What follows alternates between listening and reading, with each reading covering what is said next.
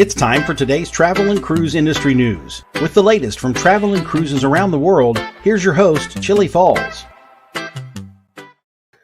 Hey, good morning and welcome to Travel and Cruise Industry News on this, the 13th day of August, 2020. A lot to do this morning.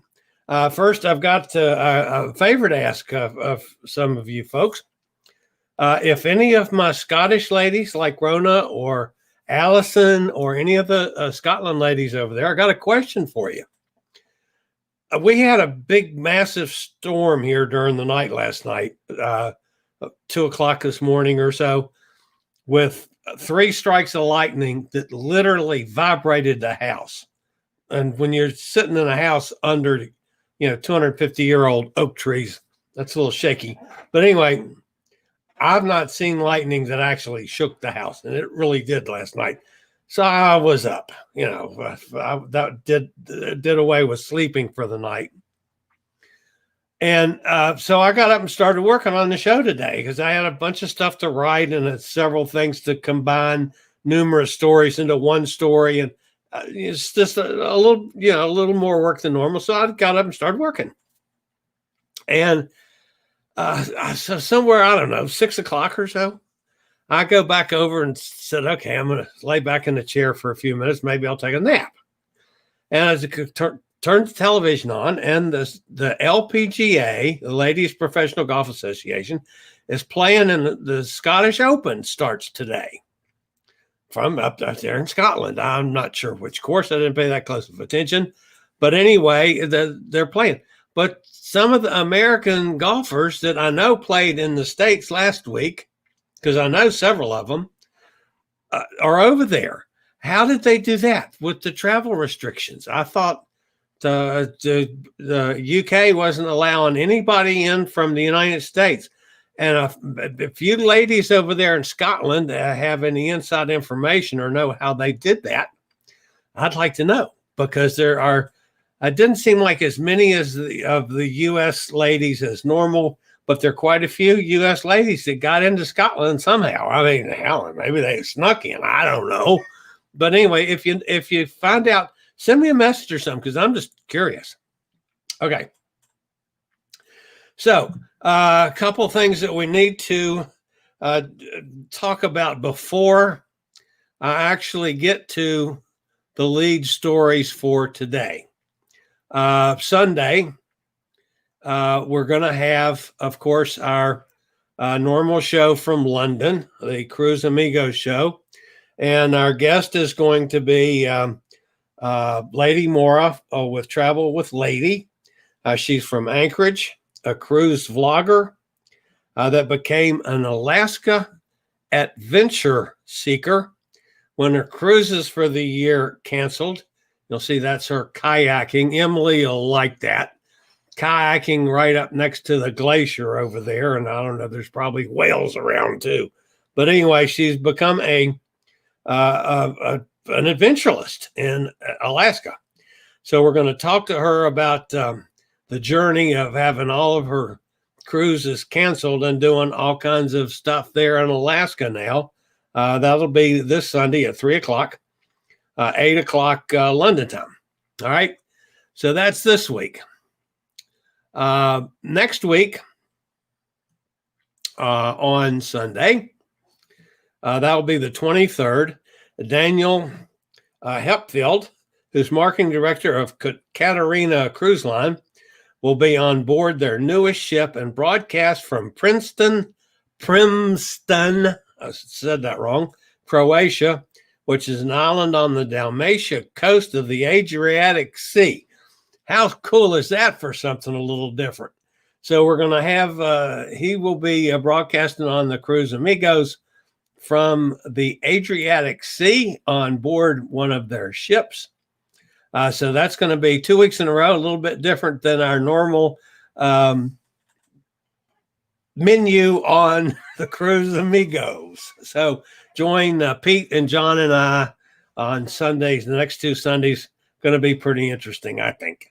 3 o'clock our time here on Eastern Daylight Time, 8 o'clock London time. Now, There's one other thing that I'm going to mention today, and it's strictly going to be a mention because I'm really not supposed to say anything about this, but there is a certain writer, a travel writer, that's become very friendly with us, thankfully for the Cruise Amigos, who just something tells me she might be on a riverboat right now on Crossy Europe, which is the Cyrano de Bergerac, which sailed out of Bordeaux this week. Now, I'm not going to mention who we're talking about. I'm not going to say anything because she is actually is writing an article about the cruise and the changes and so forth that from the staff has to go through and all that sort of thing. I haven't seen the article yet.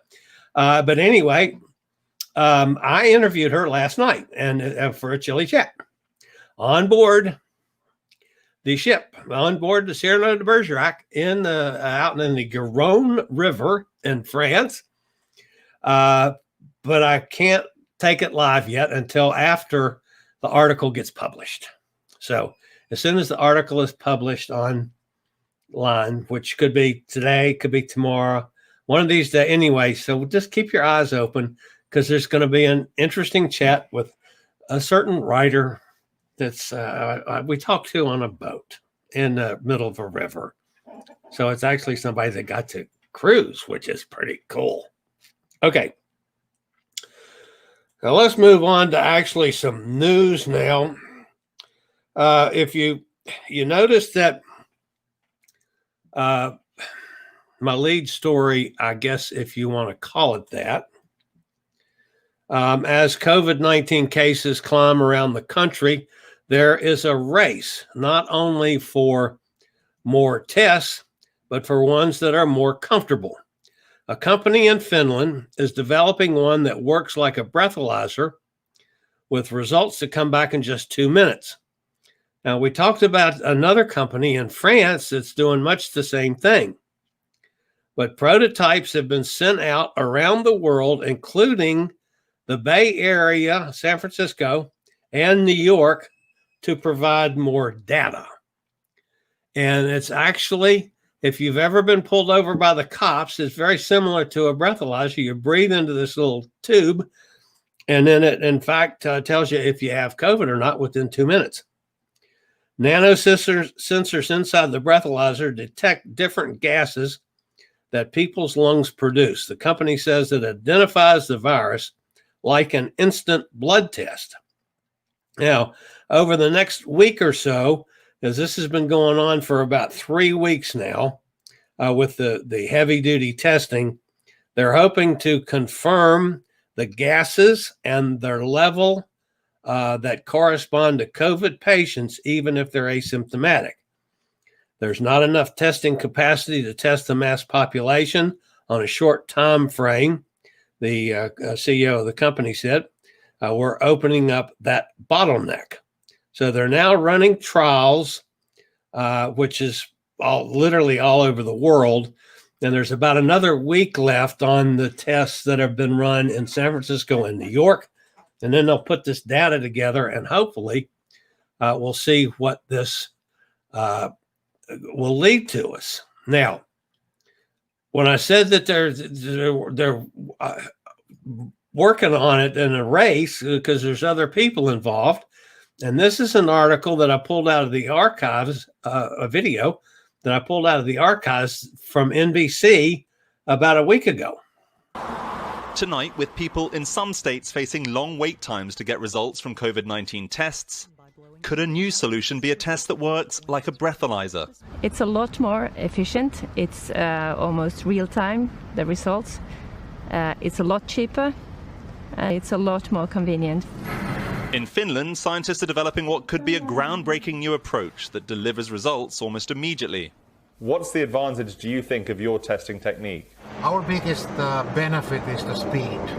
We can provide almost real-time solution because our turnaround time is just 2 minutes.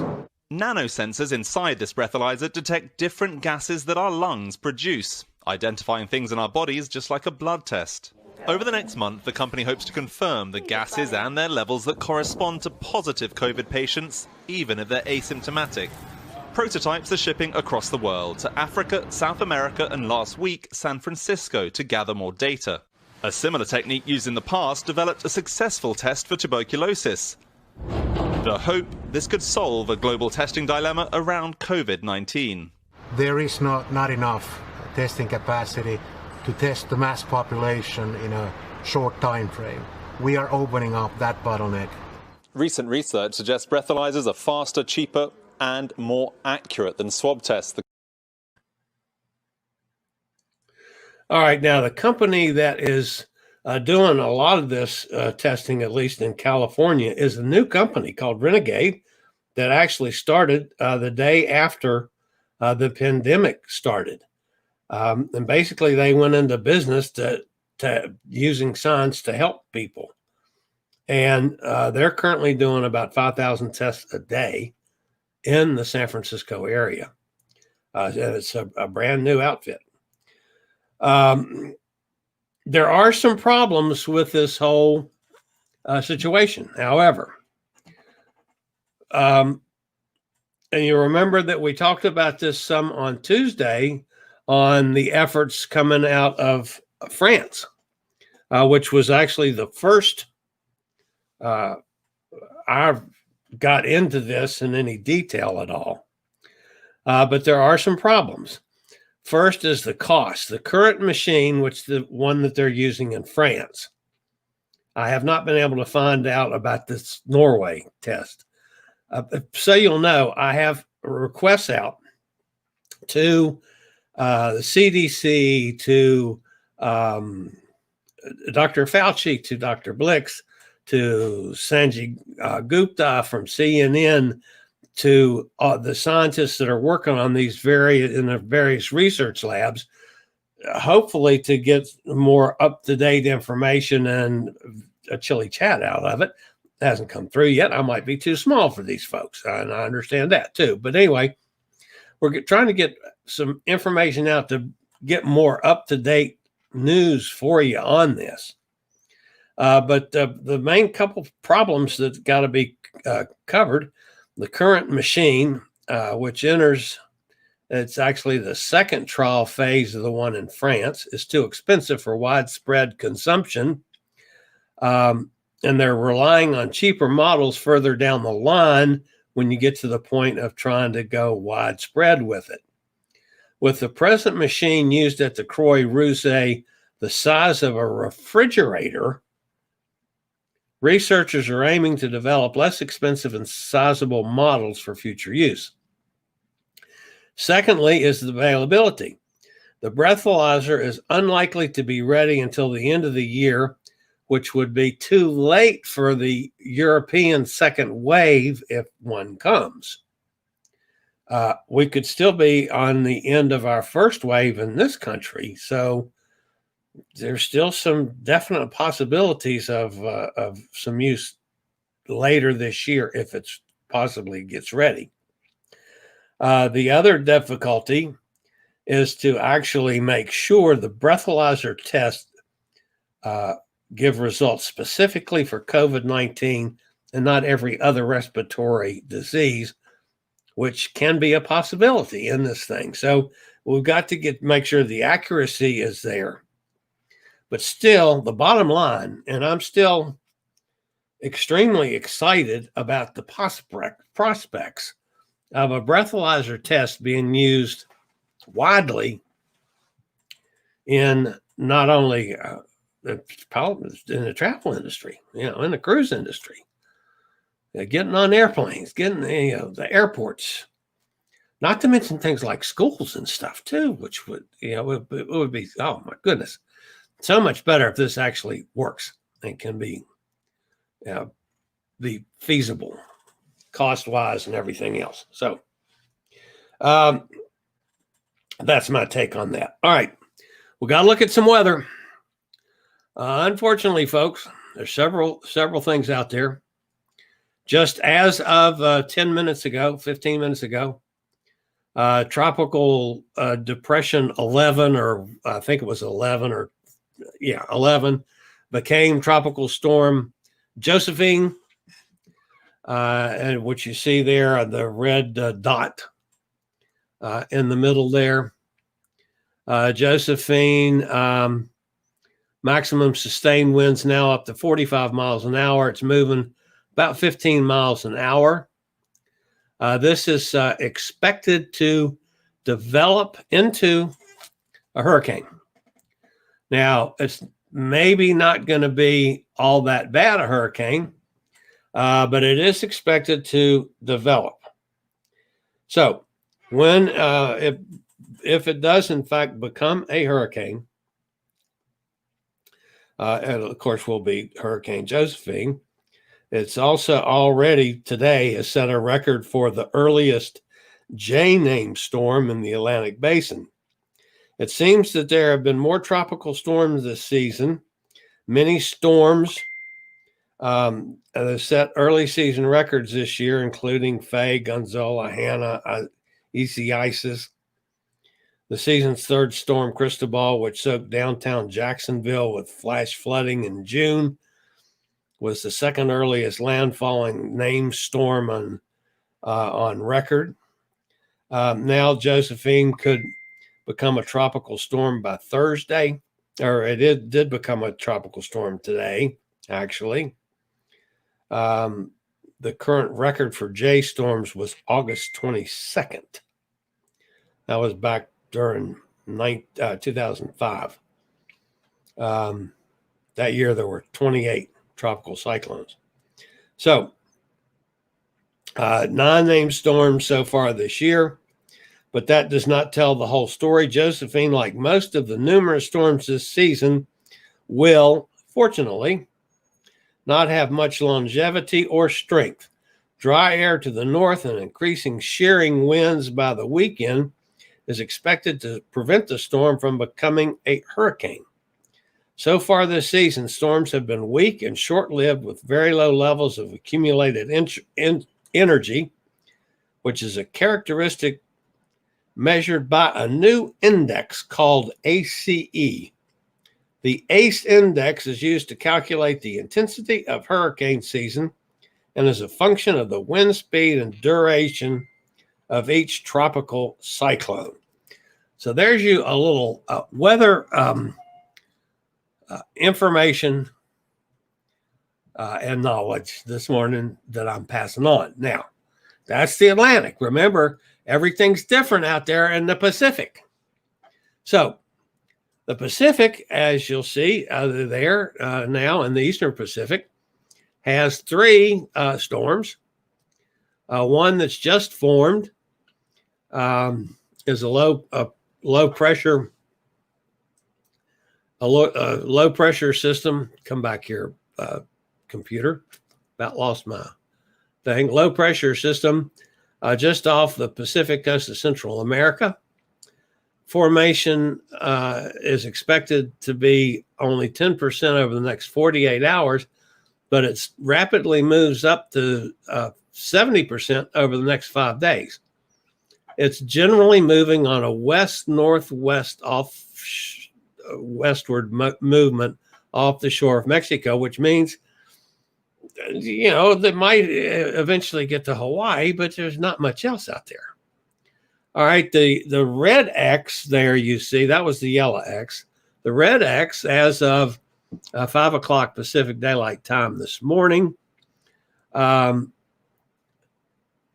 system is moving about 10 to 15 miles an hour away from the coast of southeastern Mexico, and it is expected probably just to fizzle, although it could develop over the next 48 hours to a named storm to get up to the 45 miles an hour.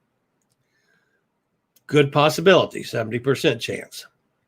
Now, 10E is a tropical depression, which has sustained winds of 35 miles an hour. The pressure is 1,004 millibars. Its movement is west at 9 miles an hour, so it's not moving very fast. It is heading in the general direction of Hawaii. So there is some possibility that this will go on like the one, 10 days ago or so, and cause some problems with Hawaii. We'll just have to wait and see. So there's 3 storms right now out in the Pacific, 1 in the Atlantic. So it's a very busy season, even though, thankfully, it's not been a bad season as far as that goes. So, all right, MSC. They're planning on sailing next week. I think it's next week, the 16th, along the Mediterranean with a whole bunch of new rules and stuff in place. This is important, folks, that they do this right. The upcoming sailings will first take off with the Grandiosa on the 16th, with ports including Genoa, Civitavecchia, and Naples in Italy, according to the cruise line. Then on August 29th, the Magnifica will set sail for the Eastern Mediterranean, stopping in Bari, Trieste, before heading on to Corfu, Catacolone, and Piraeus in Greece. Piraeus in Greece. The cruises will be open only to residents of the Schengen area of Europe, and that's eliminates the UK, but most of the other areas, and there's some other countries that are not a part of the Schengen region. I don't know all that stuff, but anyway, it's a part of Europe can get on these ships. Obviously, it's very important that they do this right, as opposed to the way Hurtigruten had their problems last week. Now, here's another one that was a problem, we thought, and that's the UnCruise. Unfortunately, the UnCruise sailed about a week ago, I guess 10 days ago now. A passenger on the UnCruise Adventure First Alaska sailing tested positive during the trip, and they caused the ship to go back to port and get everybody off. And they all went into quarantine, including the crew. There was 0 transmission on board, a company spokesman told Sea Trade News last night. And the gentleman that tested positive that caused all this to happen, including UnCruise canceling the whole season because of one test, he's now positive. So it was a false negative test. Whether or not they're going to try to reestablish what they had planned, I don't know. But at least the CEO of UnCruise, which is Dan Blanchard, canceled the season as soon as they had the one positive test and got all his people into quarantine and the passengers. The sad part about this was that Dan Blanchard was going to be my guest on a Chillie chat last Friday, which would have been 2 days after this all happened. And without all that turmoil in place, they canceled the interview. So we still have a little bit on the back burner with CEO Dan Blanchard of UnCruise to maybe bring back and see what's happening with them. That's sad. They got started. They did everything right. Had a test on a passenger, and the retest ended up being negative. So that's the part of this whole thing that's really sad.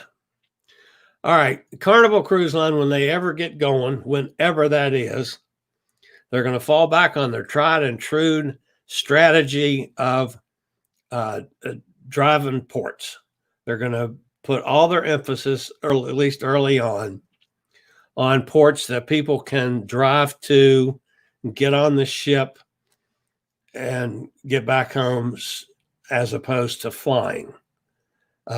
So what they're going to want to do is sail from the Florida ports, Virginia, Alabama, Louisiana, Texas, New York, Boston, LA, San Francisco, San Diego, Seattle. They're going to want to do it from drive ports so they can hopefully draw enough people driving and not have to depend on the airlines, since I think probably there's not counting on having this, like the test that gives you that quick result. If in fact we get to that point with the breathalyzer. So anyway, that's what's happening with Carnival. They're going to do that. Now, one other story that I have to mention today, which I really didn't want to mention, but of course, most of you guys know that we had the Virgin Voyages Vice President of Sales on our show last week, and he was fabulous. And this what is not the Virgin Voyages part of things, but it's related. Apparently, the partnership between Richard Branson's Virgin Group and the private Florida passenger train service Brightline has ended in a whimper less than 2 years after it was celebrated with Branson's typical pizzazz. Brightline announced in a monthly report that it has ended its affiliation with the Virgin Group and will halt its rebranding to Virgin Trains USA. Virgin no longer has any affiliation with us, our parents, or affiliates, Brightline said. They made it sound like it was all Virgin's. Obviously, they've had serious financial issues system-wide because of everything that's happened with COVID, including the fact that they've got, a cruise ship that's never had a passenger on it, not a paying passenger on it. And a second cruise ship on its way out that they haven't even been able to launch the company yet. Now, you deal with this a little bit further. Like Brightline is trying to make it look like it's Virgin's problem. Brightline has got some serious problems too. They've been plagued with safety issues all along. An Associated Press investigation last winter showed that its train killed more pedestrians and car drivers per mile than any railroad in the country. That's 45 deaths when operations were suspended, translates to 1 death per every 31,000 miles. Most of the deaths, however, were suicides, while the rest were drivers and pedestrians trying to beat the train. So it wasn't really the fault of Brightline as much as the statistics go against them. But none of the fatalities were deemed the fault of the engineers or the trains. So what looked to be like a nice marriage between Brightline and Virgin has gone awry, and it looks like that's not going to happen now. So, all right, that's it for the news items this morning. My goodness gracious, there's 100 comments. So let's go over to comments and see what we've got over here. Oh, you know what? I got to do the commercial. I didn't do that. So let me go back over here and pop in my quick little commercial from Scootaround. Do you have a bad back, bad hips, bad knees, or any other mobility issues? Think about Scootaround. For scooters, walkers, wheelchairs, even oxygen needs, delivered right to your cabin. Scootaround for all your mobility needs on your upcoming cruise. All right. Thanks to the guys from Scootaround, and I forgot to take that off, so we'll click off the picture and Did I have just double checking to make sure I covered everything? Yes, I did. Well, you know, I didn't miss anything for a change. All right. All kinds of comments. So let's go see. I did see that Gretchen's with us. Yes, Gretchen first in the house this morning, and Tom Henry. By the way, Tom Henry and Jason were put in one of Bruce's videos. It's hysterical. I haven't spent a whole lot of time with traveling with Bruce for some time now because I've been so busy. But anyway, that's a good watch if you have a few minutes to watch. It's hysterical. Bruce did a little acting on the side, but Tom Henry and our friend Jason both made the broadcast. It's pretty funny. Anyway, let's see who else is here. Pete's with us. Hey, Pete, how you doing over there in London? Pete's the fellow that talks funny. We'll be with him on Sunday. We'll also be with him. The cocktail party that's normally on Wednesday nights is now on Saturday. I got a message from him to share the link, which I will do, that Kim has posted. So our cocktail party for that gang will be Saturday. However, Rona and Allison probably aren't going to be with us as they are taking off together and going to Edinburgh this weekend. So that could be another Chillie chat coming out of that one. And I've got to get with Allison on, we're going to do a chat about her trip down into in the Southern Caribbean. That's, again, I've been so busy this week that I haven't gotten a chance to do a lot of the things that I need to catch up on. So Pete hopes the cat doesn't switch my broadcast. You know what? Some of you might have seen my post yesterday. Damn cat, excuse my French. One of the cats has figured out how to get up and turn my television off. Did it 4 times yesterday. So now I keep a bottle of water, squirt bottle of water. If he gets anywhere near my television, I'm going to squirt the hell out of him. But anyway, it was kind of funny. Before the broadcast this morning, my sister's on the other part of the house. And my sister's, her language is much better than mine is. And she's sitting there for about 15 minutes. I kept hearing, no, don't do that. No, she's telling the cats no. And of course, they don't listen to her at all. Me, after I'd said no about 455 times, I would have said something a little stronger than no. But that's just me. So my sister's a much nicer person than I am. Anyway, she was in there trying to keep the cats out of it. Who knows what they were doing. Sonny's with us. Hey, Sonny, good to see you again. Amy's here. Hey, Amy, you're doing a good job of getting here on time now. That's twice in a row and 3 out of 4 shows you've been here right on the numbers. That's impressive. Bonnie's back. Good to see you, Bonnie. I know you have not been feeling good, and you haven't been with us live on some shows, but we're certainly glad to see you back again. Bonnie says, I'm still around watching and listening.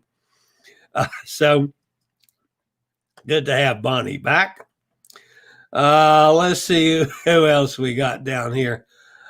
Oh, Bonnie. Thank you, Bonnie. Bonnie gave me a nice super chat. That's awesome. I do appreciate that for the COVID breathalyzer. Wouldn't that be awesome if we could get that? Oh, my goodness, that would be fabulous. But thank you, Bonnie. That's anytime you guys do something nice like that, I try to let everybody know, but I really do appreciate it. That helps with the cost of doing this silliness. And Nikki says, hey to everybody, happy International Left-Handers Day to all you lefties out there. Today is Left-Handers Day. I'm a left-hander. I didn't know that. Nikki keeps me straight. I didn't know it's Left-Handed Day. I'll have to remember that. Bonnie followed lady that's going to be with us Sunday. I tell you what, and I'm going to tell you this. I doubt she's probably not watching this show because it's still in the middle of the night in Alaska. But this gal has the most beautiful smile I believe I've ever seen.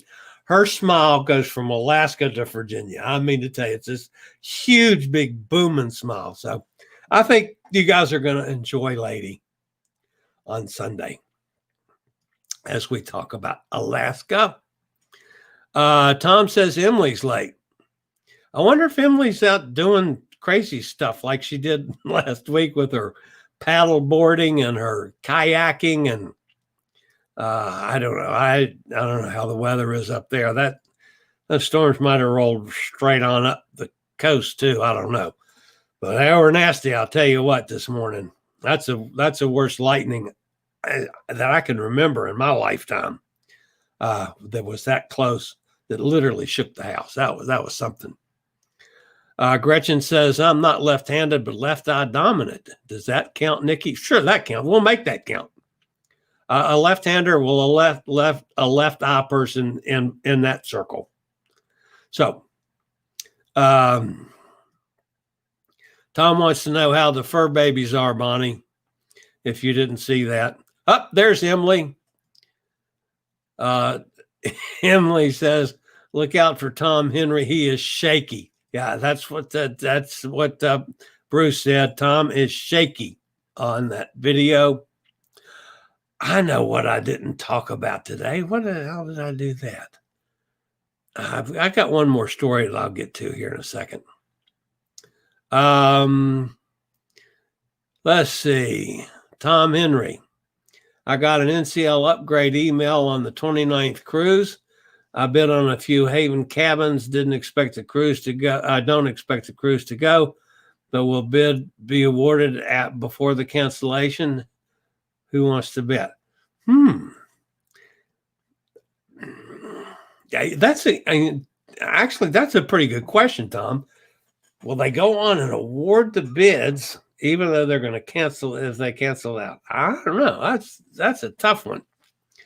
The story that I missed out on, I've got to go back now and find this sucker. There's a couple people have changed their suspension dates. Well, that's why it didn't go all the way down. There's a couple changes worth noting.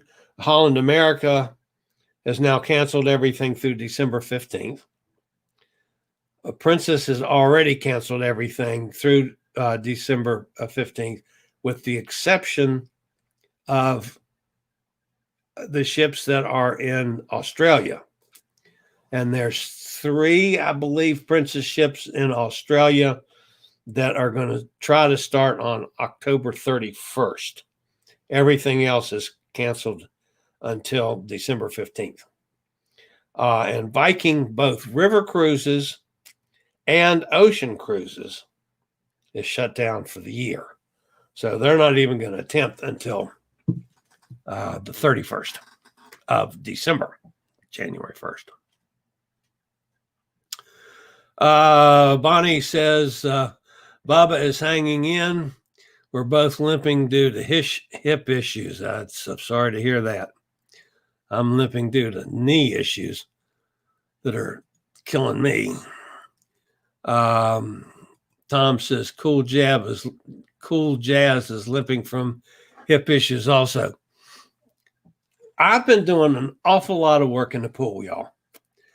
Probably even more than I did going to the Y, because I'd go to the Y 3 or 4 days a week, and I do a water aerobics class, which was 50 minutes or so out of an hour, which was good. It's good exercise, and I loved it. I mean, it was 30 women and me, which I'm sorry, but I enjoyed that. But I'm afraid to go to the Y yet. I'm not doing that. It's open again and they're doing classes, but I can't. I'm not comfortable with going to any public issue, place yet. So I've been doing a lot of work in the pool, doing my own aerobics, doing my own swimming. I actually, even though we have a fairly small pool, I'm swimming laps, and yeah, it's not the greatest thing in the world because it's so small, but still, it's some exercise. And then I do some water aerobics, some water jogging, to bring up my time. And I've been putting in at least an hour workout, at least every day, and sometimes multiple times a day. I'm feeling great everywhere except a stupid knee, and my knee ends up giving me fits. I need to have the knee replaced. I've known that for 3 years now, I guess. And I know if I go back to the orthopedic surgeon, one of the things is he's going to want me at a certain weight, and I was too heavy, which is why I haven't gone back, because with all this pandemic stuff and not exercising at all for 4 months before we got the pool open. I know my weight's not low enough to have the knee replaced. But anyway, if it doesn't ease up pretty soon, I'm going to have to go on and see if I can con my way into having the knee replaced. Because by the time I go to Europe next year, folks, it'd be nice if I didn't have to deal with the bad knee. That would be awesome. Because come next fall, come October, Pete and John and me, and hopefully Gretchen and Mr. Gretchen and anybody else that wants to come along, we're going to do Europe right next year. So, but anyway, maybe I'll have a new knee by then. We'll see. Princess spent the night under the bed. I'm not. Yeah, if Princess had been in Virginia, I'm not even sure she would have gotten under the bed. It was so bad. The cats went nuts. CPD isn't helping my back. I need the real stuff. Yeah, Sonny, well, it says hook you up with John. John's the pot farmer. Actually, he's a cannabis farmer, but they use it they don't smoke it. I know what you're talking about. Anyway, Emily's referring to the funny TWB video yesterday. No cruise information, but it's really funny. I am shaky, as in shaken, not stirred. That's my story, and I'm sticking with it, Tom Henry says. I tell you what, folks, Tom sent me the link on that. So did Emily when she saw it. It's hysterical. It really is. Bruce did a really nice job of that one. My hat's off to him. I sent him a message last night how much I enjoyed watching that. That was great. Let's see what we're on down here. Tom Henry says we need Dr. McCoy with a medical scanner. Yeah, wouldn't that be nice? Beam him up, Sonny says. Okay. I didn't even name Princess after my favorite cruise line. My Princess Chihuahua Terry Mix is just so bad. One of the dogs. Princess. Yes. Man, there's a lot of comments today. Holy cow, you guys are doing all kinds of chatting today. Maybe it's because Bonnie's hadn't been here for a while. Everybody's talking to Bonnie. That's what it is. Good to have you back, Bonnie. Emily says, I'm wishing you luck with Fauci and Gupta. Yeah, I'm surprised at some of the people that I've been getting interviews with. As Pete will tell you, I'm constantly shocked at how we're doing with really top-notch folks in the industry. So maybe I'll get lucky. You never can tell. But I got all kinds of requests out. Just tons of them. If I can find an email, I can send a request to have them request an interview. And then you just have to sit back and wait and see if they come through. You never can tell. Of course, Sanjay Gupta, he's on CNN about 400 times a day. So Fauci, when I talked to his public information director, and that was clearly, he was way too busy for me. He had nobody else there that does interviews other than Fauci. So there wasn't a fallback person to go to. So I can understand that. I mean, obviously they're doing a lot more important things than dealing with the fat travel guy in Virginia. Let's see, sliding on down here to see if there's anything major. Bonnie says it's been about 10 years since she was up in New Rochelle. That's where Emily is, by the way, in case you missed out on that. Emily's up there in New Rochelle, New York. And I'm just sliding through the comments, folks, real quickly. Tom says, did Chillie just get his plus and confused? I don't know. What did I get confused over? Oh, missing out that story. Yeah, that could be. Actually, that was going to be the second story after my lead on the thing. That was going to be my next story this morning, and I just completely skipped it. Oh, well. Definitely confused, Tom. Definitely. No doubt about it. And Tom's Emily was just being silly. Gretchen says until January. Yep. Okay. And I'm just skirting down here to see if there's anything major I need to know about, or in case somebody new pops in that I want to say hello to, and I don't see anybody new. So,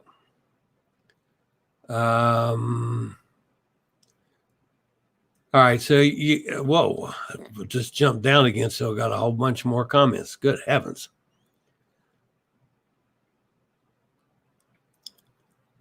You guys need to go back and read all these comments if you haven't, because there's 1,000 of them. Goodness gracious. Emily says, Chillie, when I had to get my hips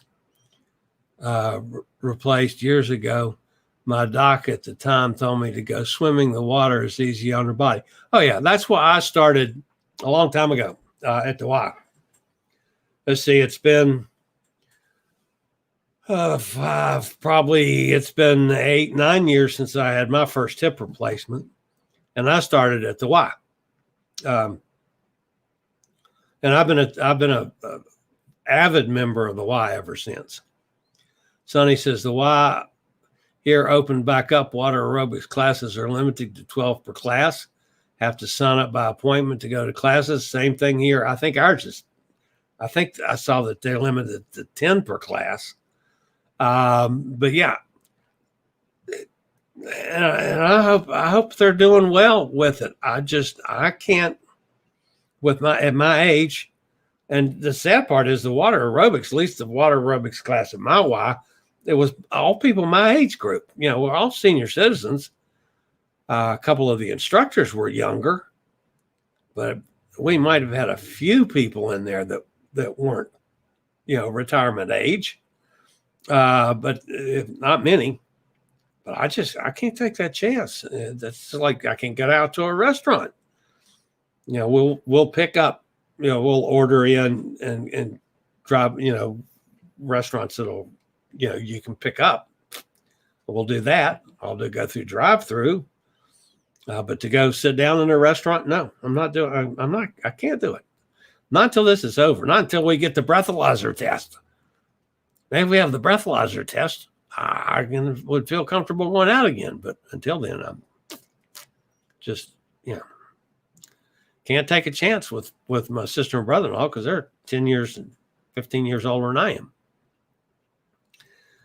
Bonnie says, my pool causes me more problems with the hip and my knee, the resistance while walking in the pool. Mine probably, it's just that I'm using it a lot in the water. I could never do on dry land what I do in the water, Bonnie. That is just totally not happening. My ortho doctor says my knee and hip aren't bad enough to be replaced, trying to get me back on peptic ulcer is healed. Okay. Sonny says, I've got to join the YMCA for water aerobics for back. Yeah, I'm telling you, there is nothing like it. I so enjoy doing that for a long time, and I miss it. The other thing I miss about the Y is I could go, have my water aerobics, then I go get in a hot tub for 20 minutes, and then I go in the locker room and I get in the sauna for 20 minutes. So that all helped with my weight issues. I'm a big fat guy and I've not taken good care of what goes in this fat body of mine. But I really, that was the best time of my life when I was doing all of that all the time. And now since February, I haven't been able to do that. I haven't can't go to the Y. So, which means I cut out my hot tub and the sauna. And, I've only got another, month or 6 weeks or so until, we'll have to close the pool. The first leaf that falls off of trees around here, pool got to get closed. Because, we have so many trees that you could kill a pool, kill a pump with leaves overnight once they start coming down. So as soon as the weather starts cooling off, the pool gets closed. Pete says, if we keep talking, Chillie cannot finish. Isn't that the truth? I'm just trying to get to the end of the comments so I can say goodbye. So I'm pretty much going to do that anyway. But you're right, Pete. I don't know if I'm going to be able to get to the pool today or not. We're supposed to have these storms again that we had during the night again all day. So I don't know if I'll make it to the pool today, but we'll see. All right, guys, that's going to wrap me up. Thank you all for attending and for all these, several hundred comments now. That's fabulous. And again, Bonnie, thank you for the super chat. I so much appreciate you for that. Love you forever. And that's it for me for the day, guys. As always, you guys stay safe, stay healthy, wear your mask, socially distance, stay at home if you can. And to Rona and Allison over there in Scotland, you guys have fun for the weekend, and we'll definitely get a report back on that after it's over. And y'all behave. No, don't behave. Y'all have a good time. That's it for today, guys. I'll see you Saturday morning. Later, y'all. Thank you for watching today's Travel and Cruise Industry News. Join us every Tuesday, Thursday, and Saturday morning at 11 a.m. Eastern for another episode. Travel and Cruise Industry News is a production of Chillie's Cruises.